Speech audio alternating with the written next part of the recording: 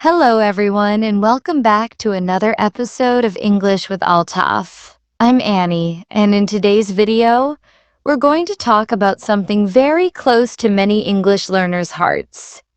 How to make English not just a language you study, but a part of your identity. Yes, we want English to be a part of who we are.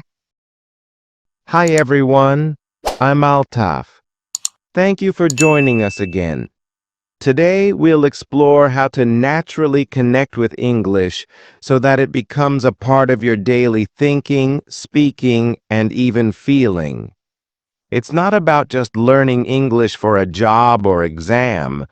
It's about living in the language. Let's get started. Altaf. I've noticed that when people learn English, they often keep it separate from their real lives. They speak their native language all day, and only when it's time to study, they switch to English. That makes it hard to grow fluently, don't you think? Absolutely, Annie. Many learners treat English like a school subject, not like a tool for real life.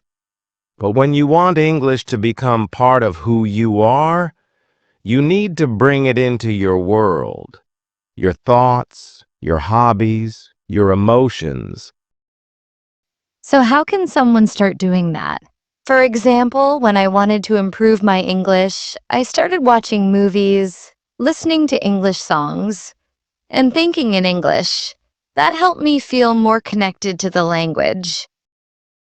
That's a great way, Annie. Thinking in English is very powerful. Even simple thoughts like, I am hungry, or it's a nice day. If you think them in English, you start training your brain. English becomes your inner voice. I also used to keep a small diary in English. Every night before bed, I would write 3 or 4 lines about my day. At first, it was hard, but slowly I felt like I was expressing my real self in English. Writing a diary is a brilliant idea. It helps with vocabulary, grammar, and most importantly, expressing emotions in English. When you begin to feel your emotions in English, happiness, anger, excitement, that's when English is becoming part of you. Exactly.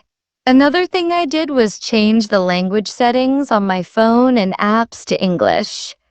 So every time I opened WhatsApp or YouTube, I saw English. That made it a normal part of my routine. Yes, surrounding yourself with English helps your brain accept it as part of daily life. And you don't have to understand every word. Even if you understand 70% at first, your brain will adapt. Do you think it's also important to speak English with friends or family?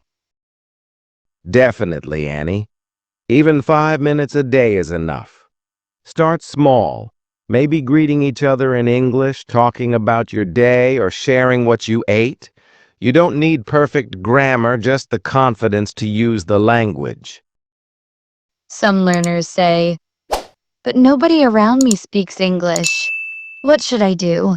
Well, for them, I suggest speaking aloud with themselves. Describe what you're doing. I am brushing my teeth now. I am making tea. That really helped me too. That's great advice. I often tell my students, be your own conversation partner. Use your mirror and practice. You'll feel silly in the beginning, but it really works. It builds fluency and comfort. Also, Altaf. Many people want to speak English like native speakers, but they forget that their goal should be communication, not perfection. What's your take on that? You're absolutely right, Annie. Fluency is not about sounding like someone else. It's about being able to express your thoughts clearly. Your accent, your culture, they are a part of who you are. English should add to your identity, not replace it. That's beautiful, Altaf. English isn't something that should erase your personality. Instead, it should help you express yourself more deeply and with more confidence, especially in this global world. Exactly. And when English becomes part of your identity, you don't need to try to speak it.